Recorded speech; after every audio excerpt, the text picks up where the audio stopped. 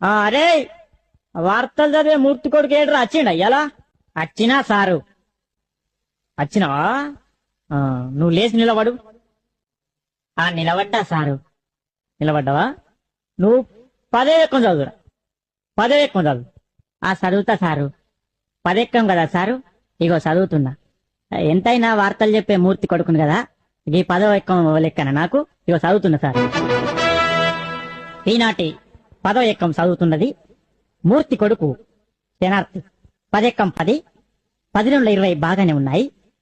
10 అదుపు తప్పి 10 ఢీకొనగా 15 అక్కడికక్కడే దుర్మరణం పాలైంది.